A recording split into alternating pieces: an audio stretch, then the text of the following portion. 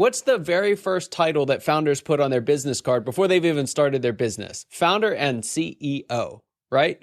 You don't actually step into a CEO role until stage 5 of the process. That means that there are 5 massive, distinct transitions that founders go through, and they don't even know it happens.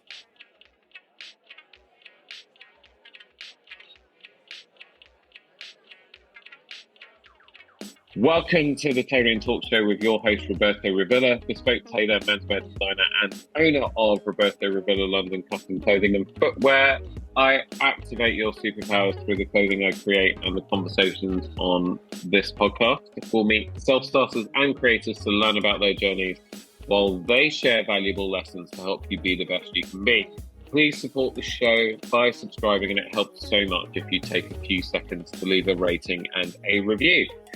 Today, we're diving into the heart of entrepreneurial success with a guest who's not just theorized about starting and scaling businesses, but has actually done it. Before the age of 35, he propelled nearly 20,000 new businesses and nonprofits into existence. Recognizing the challenges and unpredictability that founders face, he established Scale Archetypes. Here, he unlocks the potential for predictable success by focusing on the one essential strategy that makes all the difference. From the Founder's Evolution Map, our guest offers clarity and direction to those at the helm, ensuring they not only grow, but thrive sustainably. Whether you're treading water, looking to scale beyond your current success, or planning for a future without you at the reins, today's conversation promises some invaluable insights. Tailoring Talkers, let's welcome a true navigator of business success, Scott Ritzheimer. Welcome to the show. Scott, how are you? Roberto, I'm doing great. Just very excited about this conversation. I had this moment of like, oh shoot, when I realized like I'm on with a real tailor here. You know, like my little suit. I got to up my suit game if we meet again. But no, I'm really excited for this conversation. Love entrepreneurship. It's just been such a big part of my life, my own journey, and my favorite people in the world are the founders and owners and folks that are out there making it happen. Because there's a difference between founders and leaders, like leaders of divisions within organizations, corporate leaders, and then founders. And that's quite an important distinction for you because you deliberately kind of engage, talk to, coach, and help founders. Can you just start by giving us your definition of the difference between the two? Yeah. And also correct me anytime that I screw up and I get things wrong. No, no, this is great. Yes, I think they're very, very different, but not necessarily in the ways that a lot of people think, because when you look at a lot of the classic founder traits, they're risk-taking, they're innovative, creative, big idea thinkers. You'll find a lot of those as intrapreneurs inside of large organizations. That those visionary type leaders are not inherently founders. But what's so different about the founder's journey is actually, it's kind of curious. It is that as we progress through this journey, the different stages, the different milestones, the different challenges we face are almost completely invisible. What do I mean by that? So take the journey of someone rising up through the ranks inside a large organization. Super talented person, great ideas. And how do you start at the beginning? You start at the front line, you get stuff done, right? Like you have to be a star player and you do that, you do it long enough, you do it well enough, you get recognized and they think this guy's got some potential, this lady's got some potential. Let's elevate her up and put her in a management position. And there are entire podcasts dedicated to that one thing, teaching star players to become managers. And it's a hard transition to make. But the advantage that that person has over the founder who's going to face the same challenge is that there's a new title to go with it. There's some type of external validation. There's a new role, right? There's something to say, hey, the game has changed and now it's time for you to adapt. it's crystal clear. It's still hard, but it's clear. And so the advantage that folks have as they're rising through the ranks is that each one of these new challenges tends to come with a new role or a new division or a new department. There's something to externally validate why it's hard. But for founders, it doesn't exist at all, right? What's the very first title that founders put on their business card before they've even started their business? Founder and CEO, right? You don't actually step into a CEO role until stage 5 of the process. That means that there are 5 massive, distinct transitions that founders go through, and they don't even know it happens. Yeah. It's so funny. I was just thinking about my own clients because I've been doing this for like 20, 21 years. I know I don't look that old. But I have worked with clients who now are at CEO level in big corporate organizations. I mean, you're talking multinationals, FTSE 100s, and all that sort of thing. And, they started off as competent, kind of mid-level people who have grown through the ranks. And whenever I have conversations with them, when we talk about, our business journeys and where we're at and how the last year's been, and you review all that kind of stuff. And I'll be like, yeah, we had our best year ever and it was pretty awesome. And, I'm looking forward to kind of trying to build on that this year. And we need to maybe start hiring some people and so on. And they're like, yeah, I just got promoted. So, and I'm like, oh, what does that mean? And they're like, well, it means that someone else kind of got canned and then I inherited all their people. And so I've got an extra 200 people to look after. And I'm like, oh, cool. And how many managers do you have between you and those 200 people so that you can delegate out and so on?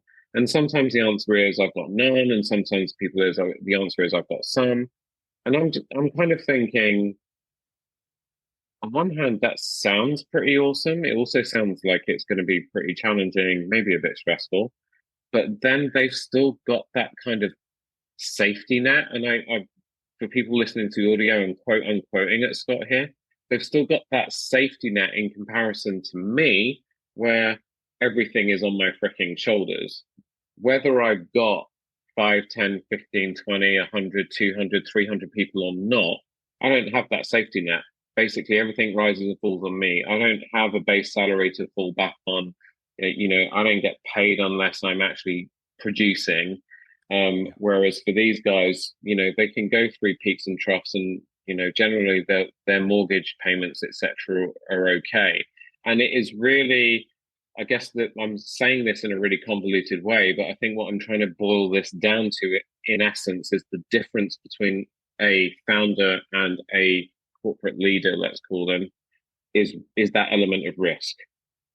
That element of you're always, as a founder, like walking this tightrope across the whatever that thing is in the Nevada desert, the Grand Canyon. That's it.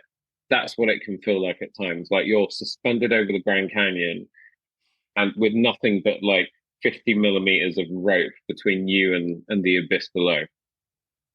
The French root for the word entrepreneur is to go between.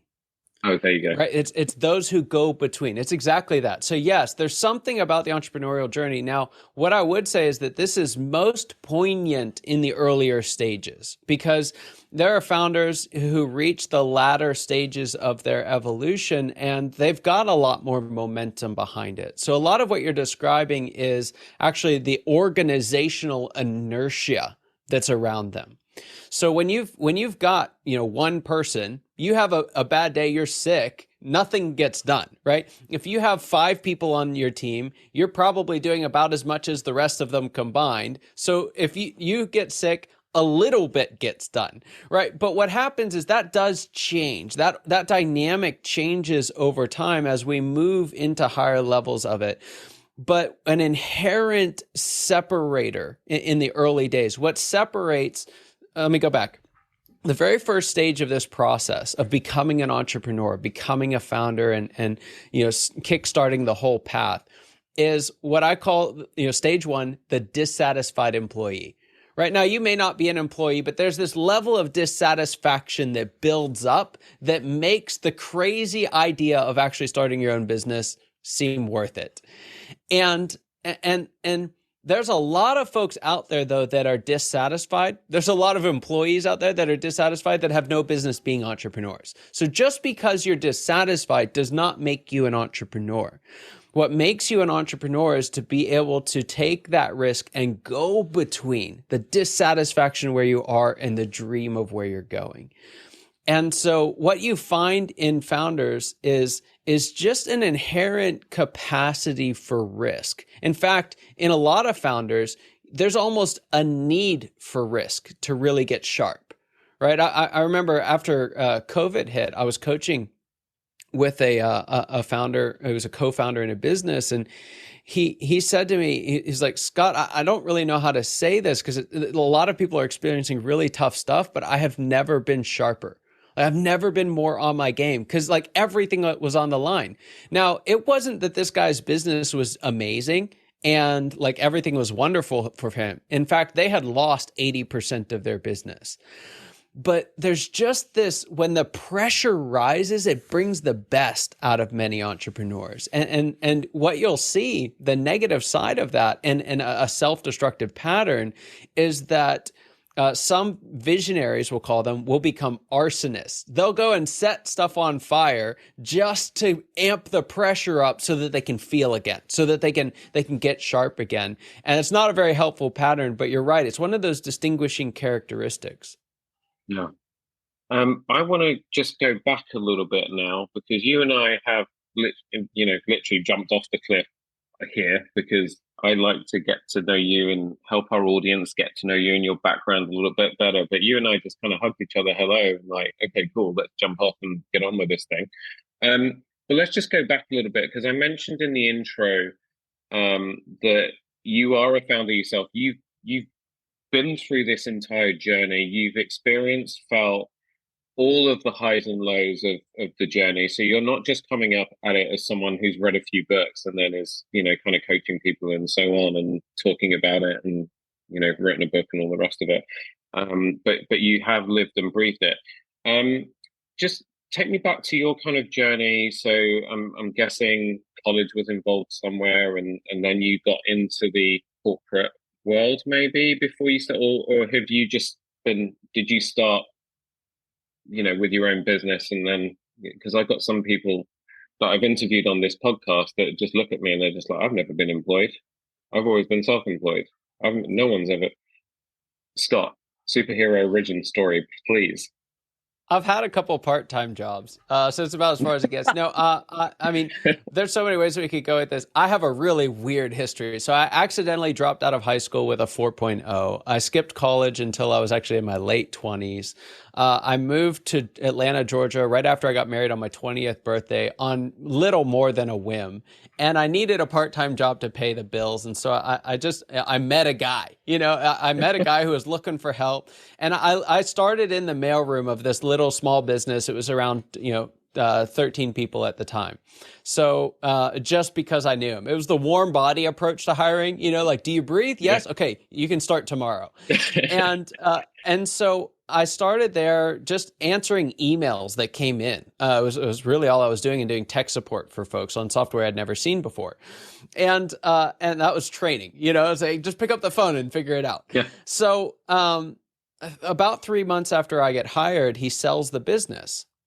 And does an owner finance deal and sold to a company. And one of his criteria was, I want you to keep everyone on staff, as much as possible. So there was a way out of that, but the gentleman's agreement was we're going to try and keep, the team going. Well, I watched the new owners systematically, but unintentionally destroy the company over about a year and a half. And it's one of those interesting stories where there's no villain in the story. It's not like there was someone that was trying to make this not work. Everyone was trying to make it work. The previous owner wanted to make it work, but wasn't getting paid. The new owners wanted to make it work, but weren't making money and were paying out of pocket. Their existing business started to suffer. We went from 13 people in a growing office in this exciting company to 2.5 people, and I was the half. It was a really, really hard time. And throughout all this, I'm the low man on the totem pole. I'm still working. I'm technically part-time, but I was working 40 hours a week. And I mean, even at that level for me, just how hard and how intense the small business world is, I was having stomach ulcers as this part-time guy in a company because it was just so bad. It was just and again, I learned more in that 15, 16 months than I did, almost infinitely more in that 16 months than I did when I went back to business school and double majored about 10 years later. And a lot of what I learned was what not to do, right? How not to build a company that was solely dependent on its owner.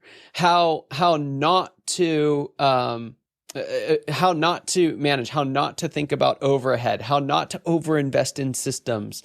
And so long story short, they give the previous owner a call. New owners call the previous owner and say, we're done. We've done everything we can. The 2.5 employees thing isn't working. We're out. We're going to declare bankruptcy. If you want it, you can have it. Was kind of the thing. So the previous owner drove up, took a U-Haul van up to pick up like the last 2 computers that were working, and the desk chair with like all the padding worn out of the middle. Like that's what was left of this once really cool company. And again, it wasn't for the new owners trying to be difficult. They wanted it to succeed more than anyone. It just didn't work. So on his drive up there, he calls me, tells me what's going on, and he said, will you help me relaunch this thing? Will you come on as an owner? Will you help me relaunch it? I think we can make it work. Well, the missing piece of this puzzle is that this was September 2008. It was not a great time to start a business. Now, the somewhat fortunate part of all of this was that it was early September 2008, so we didn't know what we were getting into. Otherwise, we never would have said yes in the first place. But our first few months, my introduction to being a founder was the stock market plummeted 32%. And one of the glorious parts about being in a small business is even when the market goes down, you're so small that there's so much room still to grow. And when you just take that as an advantage, not as a disadvantage, but say, we've got nothing to lose, let's go. That was our idea and our motto during that time. And we actually turned the thing around. We paid off a bunch of debt that had been incurred. We completed a bunch of work for clients that had not gotten done, and we just started to accelerate slowly but surely. Now we didn't get paid for a while, but about 6 months in, we were able to start taking a very small salary, and we were hiring back team members, and from there just started this really exceptional and extended growth phase. But it's one of those experiences. That's not most people's introduction to entrepreneurism, right? But it's one of those experiences that you would never ask for, but once it's happened, you would never trade it for the world. Yeah, absolutely. I remember 2008, being quite young and not really interested in current affairs and so on. I probably got through that period just on the back because we get disgruntled employees left where we'd been for a while and then decided we were going to go do it better for ourselves. And, my clients were like, we're in the middle of a credit crunch right now. This is the worst time for you to be going on your own, starting a business. And I was just like, I don't know what you're talking about. What's a credit crunch? Is it some form of cereal, like Captain Crunch? And they thought I was just joking and making light of it. But I kind of genuinely, I was kind of aware that there was something bad going on, but I wasn't like fully kind of immersed in it, which, is pretty much how I live my life, actually. Because I can't control any of that stuff. So you just think, I've got nothing to lose. I just got to get on with my deal and, get on with it. And we did okay. So if we take, I know a lot of my listeners on both sides of the pond are solopreneurs who are trying desperately to raise the level, up their game. At the beginning of every year, it's the same conversation. Yeah, last year was okay, or last year was so good, and this year I'm going to do this, and I'm going to do this. And then when we get 12 months, fast forward 12 months, the story's still the same. I've been guilty of that as well. For some people have described their journey as being like a game of snakes and ladders. Some people get to square 12 and then immediately hit that snake and get back to square three, and they never feel like they can get past that. Some people get all the way up the board and then they hit that long one and come all the way back down. Is there really a formula to this? Because for a lot of people, if you said no, there's actually, there's a formula that underpins all of this. And if you just kind of figure it out and stick with it, you will get there. They just look at you and be like, are you absolutely kidding? Because I've tried everything and nothing seems to stick. Yeah, I stop short of saying there's a formula because in general, I don't believe in things fatalistically, right? And that shows up in two ways. One, I don't think you can kind of like, pull the slot machine the right way and the business gods will shine upon you, right? Like it's deeper than that. In the same token, I don't think there are arbitrary limits that people can never surpass, right? The flip side of it is folks will think, oh, I guess all I'll ever be is an entrepreneur, a solopreneur, right? I don't believe that's a wiring issue. And so while there's no magic, it's going to handle it all for you, and there's no guarantee of ultimate success, there are patterns that if you follow those patterns, your odds of success go up exponentially. And if you ignore those patterns, it's snakes and ladders until you run out of steam. And so what I've done, and you mentioned it earlier, my team and I helped around 20,000 organizations start, businesses and nonprofits. And when you see something happen that many times in the startup world, you see a lot of failures, right? You see a lot of folks that just don't make it, not necessarily catastrophic, but it's just, hey, we gave it our best shot, it didn't work. And you see a lot of successes. Once we were about 10 years in, we'd been doing it long enough that, several of our organizations were some of the fastest growing in the world, both in the business and the nonprofit communities.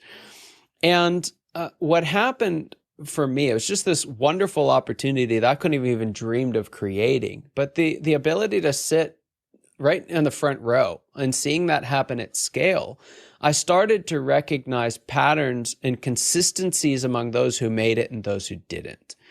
And so I firmly believe there are patterns that govern success.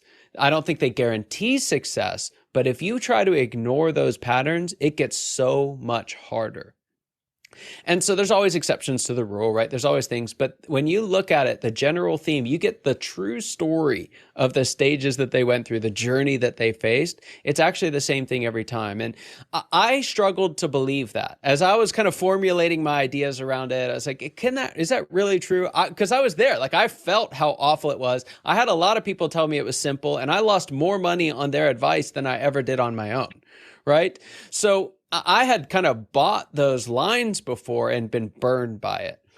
And it actually took me a while to really commit to what is now the Founders Evolution model, because I just wanted to know it was true, right? I just wanted to know it was true. And it wasn't until I recognized that the same pattern that I had seen in these journeys of all these different founders, the same pattern I had to walk through myself, actually is the exact same pattern that exists in the core root of the way we've told stories for thousands of years. Something Joseph Campbell calls the hero's journey. And there are these different stages. Some of them are glorious. Some of them are really challenging.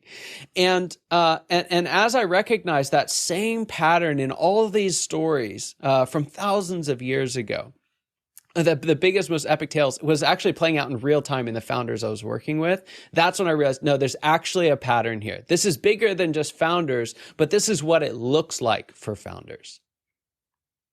I'm just really, really smiling there as Scott was saying that, because a few episodes ago I interviewed Dr. Disney, and that conversation was all about how, the hero's journey and how a lot of what we go through, not just in business, but in life in general, is pretty much like those tales from thousands of years ago. The actual kind of root of the hero is very, very similar to what we have to go through in our own lives. So no, I absolutely love that. And I can see, I mean, you can see why I teed you up for that one quite nicely, right?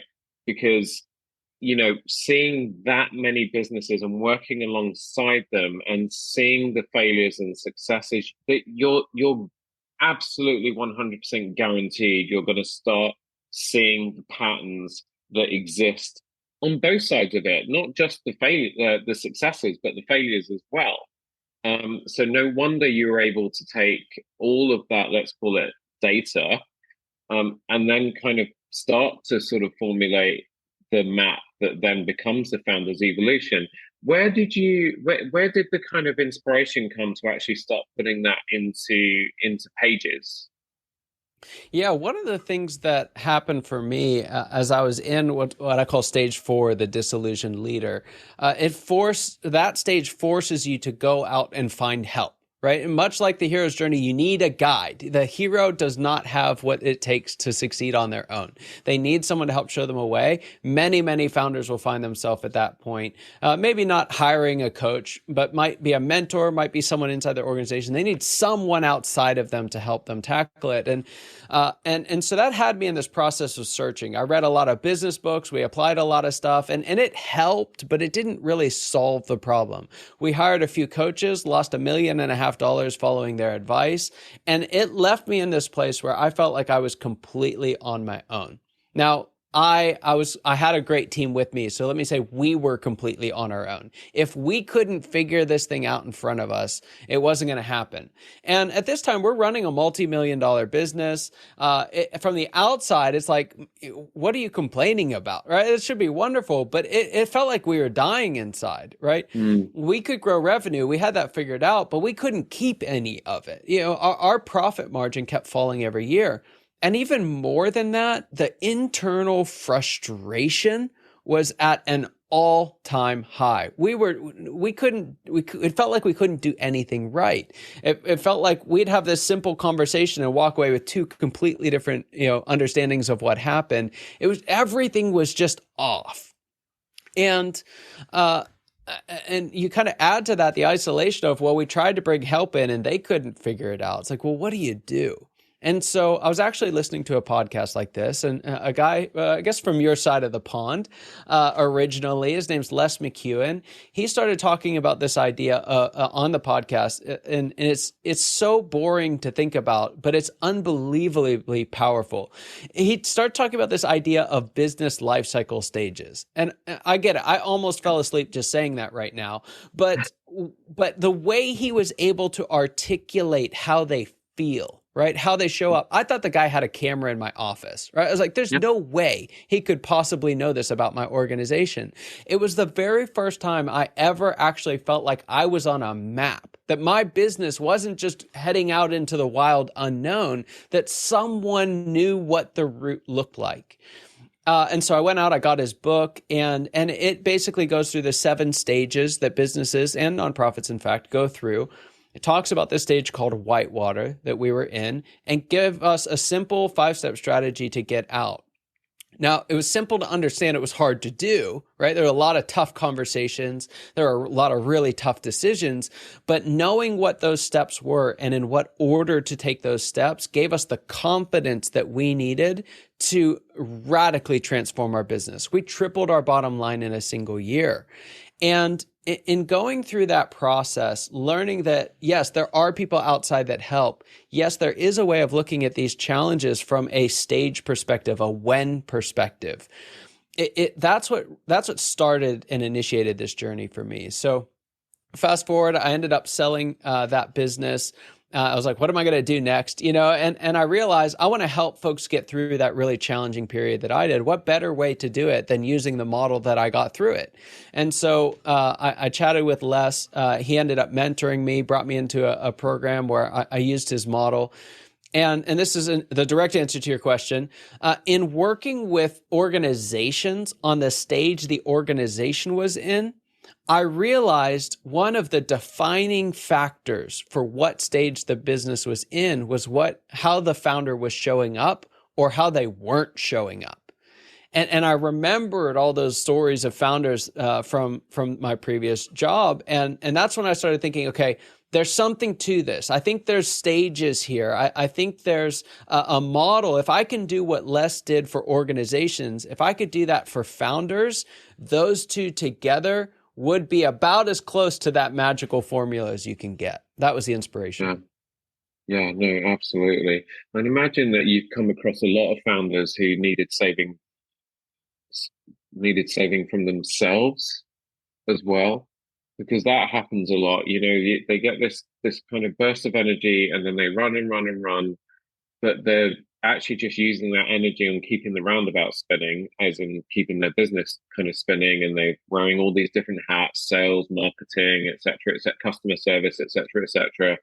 They've got the kind of plan worked out for how they're going to start to scale and so on, but then they just burn out, and then they have to kind of start all over again, kind of pick themselves up, and then it's like they can't go straight to the plan. They've then got to make sure that all the other stuff is going, and then someone says, well, why don't you start hiring people to start doing that stuff? And they're like, well, I can't hire anyone until I've generated enough regular revenue and profit so that I can start paying those people. What's the stage where you come in, roll your sleeves up, and sit alongside them and say, right, okay, listen, this is what we've got to do to kind of help these people to get, because the will is there, right? It's just that I don't know if it's skill, energy, whatever, just isn't, or it keeps failing. And also, I apologize, my Bengal has just decided to join the conversation as well. Can you not go back to the ladder that you were at when Scott and I were having our pre-talk, please? One of my pets, and I've got 4 flying around here, 2 dogs and 2 cats. I'm so sorry. And she's now not moving, and she's blocking my light. Scott, I'm sorry. Continue. Yes. So typically where I do most of my work is in stage 4. I call it the disillusioned leader, or stage, it's a very interesting, the cat likes it too, or stage 3, which I call the reluctant manager. But what the problem you're dialing into is this massive, massive trap in stage 2. I call stage 2 the star player, but Les identified pretty early on, and I've been able to kind of build on it. The main problem that happens for solopreneurs is they get stuck in something called the artisan trap. And you described it perfectly, right? I've got this great idea. I'm going to go do it. And you're off to the races. Or, oh, I need to sell something. I'm going to go and focus on sales. And, oh, now I got to go do something. And so now I got to go do it. And, oh, now I got to sell again, right? And it's just this hamster wheel of back and forth between visioning and doing, selling and fulfilling, and all the other stuff that we're responsible for. Here's what you have to decide. You've got to decide if you really have a vision, if your vision demands something else, right? Because if you're okay being a solopreneur, for example, if you love tailoring and just want to do it with high-end clients and have wonderful relationships and make good money on it, then stop beating yourself up over not being something else. Right. One of the things that we do, especially founders who are connected, is we start to borrow what success looks like from other people instead of defining what success looks like for us. So the very first thing I'll do anytime I work with any founder is to say, where's this thing going? Right? What's your vision for the future of it? Not just like what would be cool, but like what's your vision for? What do you want to see this organization become? Do you really want to build a business, or do you just really want to do wonderful work and get paid well for it? And the reason why that's important is because there are 2 ways to grow.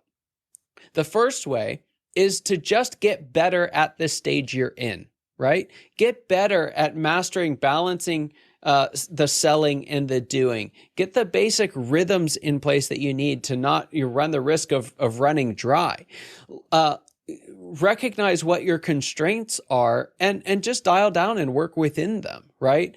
And so we can get better at the stage that we're in, or we can do the work to get to the next stage. But that next stage, it's not an easy one, right? The next stage, we're talking about the move from stage 2 to stage 3. It does not make anything easier, right? That's not quite true. But there are a lot of things that get a lot harder in stage 3. And so if you don't have the conviction that growing through that stage is necessary, that's where that snakes and ladders thing comes in. Is you're just growing because you think you need to grow. You're not growing because you have a conviction that that's what your organization needs to become. That's one place. Another place that we experience the snakes and ladders is we don't recognize the signs that the stage has changed. And again, because for most founders, they're largely invisible until you have something like the roadmap I provide in the book. That's actually pretty hard to do. There's a lot of guessing and checking, and that's a painful process. Yeah, that's so. I'm going to say it's profound, but it's so kind of sensible when you think about it. I think a lot of solopreneurs, when they get to, I think you called it earlier, the whitewater stage, where they kind of feel like they need to then get extra help. So, whether it is a mentor or they hire a coach or they join a networking organization that is full of other founders, people that are at different stages of the journey that they can look up to or look alongside at. Um, and they get faced with those questions when either they're being coached or they've joined one of such kind of organizations that I've mentioned, and people ask them about their business and like, what have you achieved, where are you going to go? The person standing in front of them might have a huge organization that they've built from nothing, and then the entrepreneur or solopreneur kind of then starts getting caught up in, I need to be like that, I need to get there. Either Actually, I don't think there's an either coming here because I can't think of another one. But usually it's they kind of forget about themselves, their own journey, their own race. An old friend of mine that I used to work with, she was based in New York. Um, when you work for a really big American company, it's, as you know, very, very sales led, sales focused, very competitive as well. And I remember she won a very prestigious sales award within the company. She grew her clientele and her sales in a record space of time. I don't think anyone in the history of this organization had ever done it before. And she got up on stage, and usually you were meant to give the big inspirational speech and so on. And the one quote from her speech that I will never forget, and I use it to this day, she said, I'm not really worried about what anyone else is doing. People ask me if I was out to beat the best person. I wasn't. I was just running my own race. She knew exactly what she wanted to do and what her part of the business needed to look like for whatever goals she had in her own private life. And she just put the blinkers on and didn't worry about anything else. And I think that's it. It's happened to me before as well. I've got carried away, or I've had people who've come in to quote unquote mentor me, and they've seen something in my business and my brand that they think if it was them, they could take it and make it much, much bigger. But when I sit down in quiet moments and I actually think about what I love to do, because that is the whole point of this, right? Do what you love doing and you'll never work another day in your life. That's where I want to get to. And I think to myself, well, actually, having multiple stores all over the world and being responsible for that many people scares the living daylights out of me. But when I'm sat with the CEO of a huge organization, just one on one, talking to them about the things that they want to achieve personally, how they want to look, how they want to feel, and then taking them on that journey to helping them to fulfill that. And then when I get event photos back from clients and I get feedback saying that they're so happy and they were so confident in the clothing that I made for them and that I did my job, I fulfilled the brief for them, that's where I get the satisfaction. And yes, I do get paid well for it. Maybe that's enough, right? And so I think, what you said there was so important for anyone that's listening is you've got to figure your own shit out, pardon my French, and work out what it is that you really want and not worry so much about other people's perceptions and not worry too much about being seen or feeling like a failure next to someone who might be in your close network who is quote unquote far more successful than you because they've got 200 employees and they've got multiple offices and a big house and all of this sort of stuff. Um, would you say that it's advisable for people to kind of figure that out before they start on the founder's evolution journey? Or is it something that they can figure out as they're going through that process? Because I at don't some think point you they've got to can. work out kind of recognize the level that they get to. They may not be going all the way through. It may Yeah. be that in line with their personal goals and what is right for them personally, that they're only going to be on that journey for a third of it or two-thirds of it. It going all the way through that Yeah. to eventually scaling and so on is not going to be right for them. Yes. There's nothing better about going to stage 7 than going to stage 2, right? It's kind of like saying, I'm sitting in LA and I can go to Arizona and see the Grand Canyon, or I can drive all the way to New York and see the Empire State Building. New York's not better just because it's further, right? It's not up and to the right. That's not what this is all about. It's about saying, hey, what do you want? Do you want to see the Grand Canyon? Then just go see the Grand Canyon. It's great. So yes, I absolutely believe that we have to have our own vision for it. I don't think you can necessarily have that from the very beginning, especially unchanged. So I think it's something that we want to review regularly.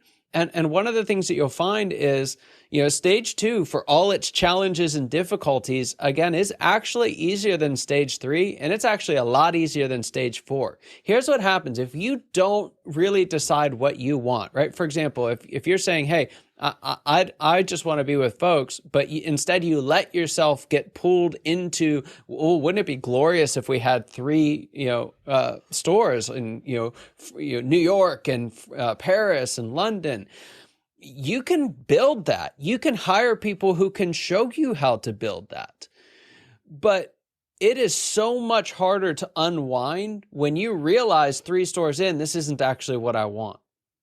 Right? That is so much more painful. You look so much more successful. You have stuff that you can brag about to other business owners. You might get people who can stroke your ego.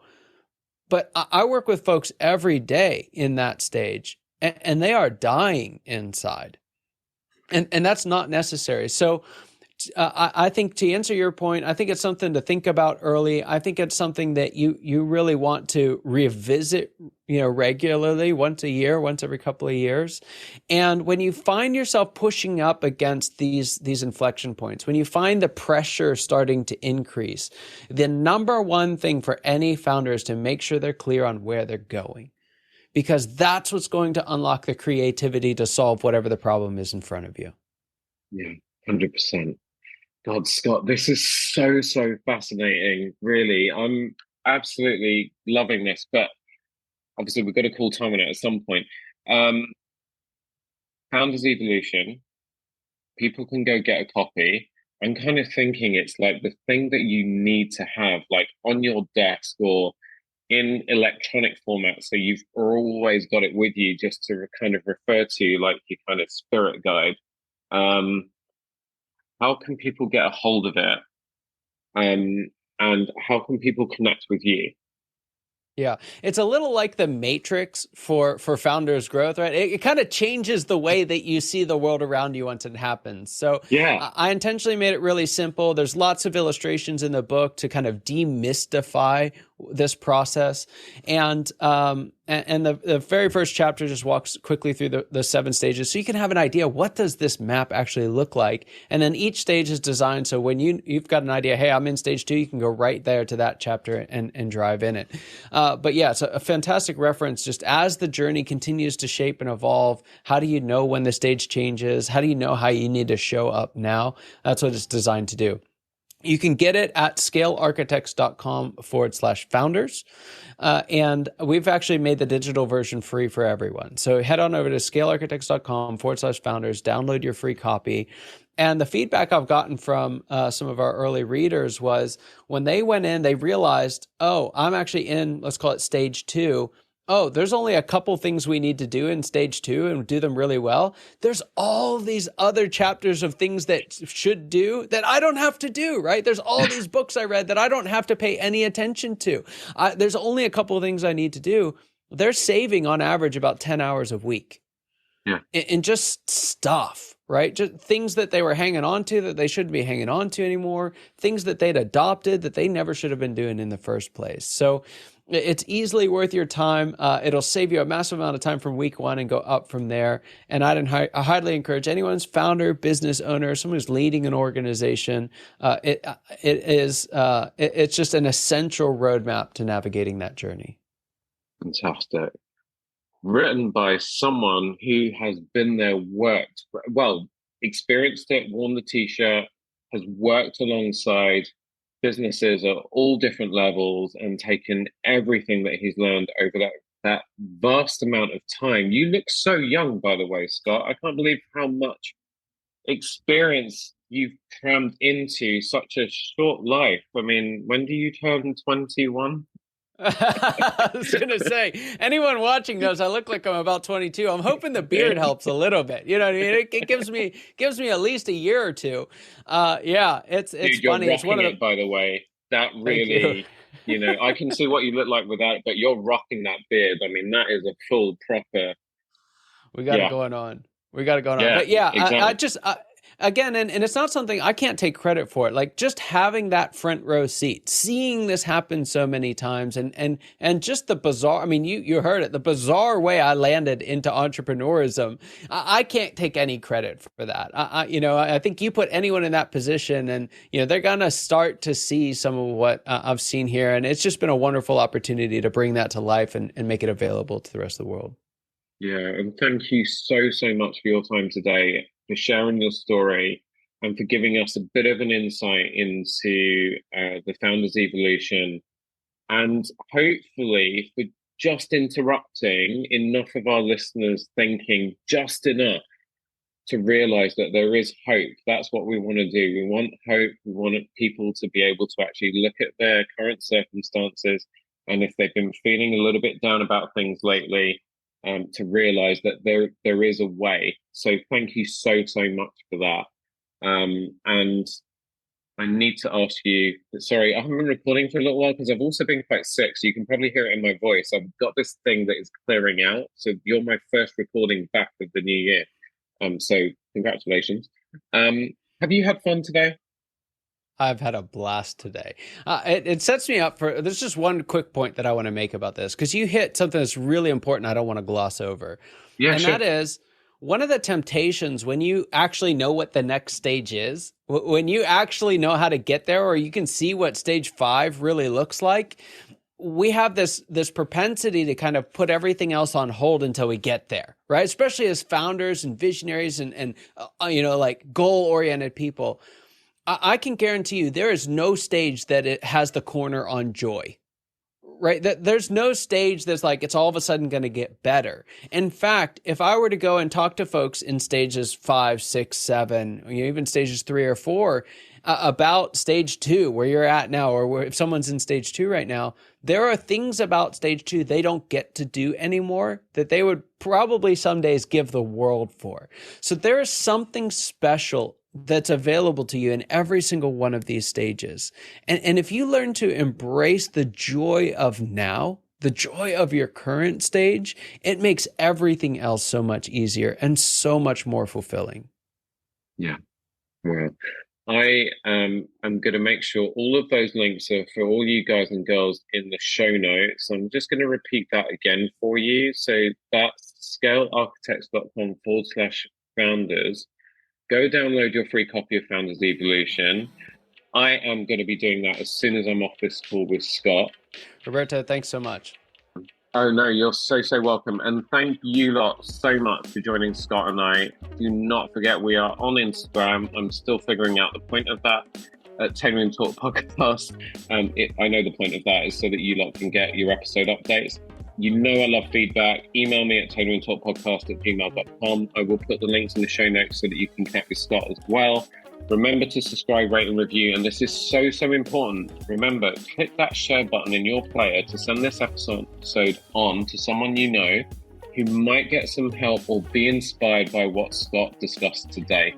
And if you're enjoying Tailoring Talk and you want to support the show, you can do so at the link in the show notes. Have a great week. Be good to each other. I'll see you on the next one.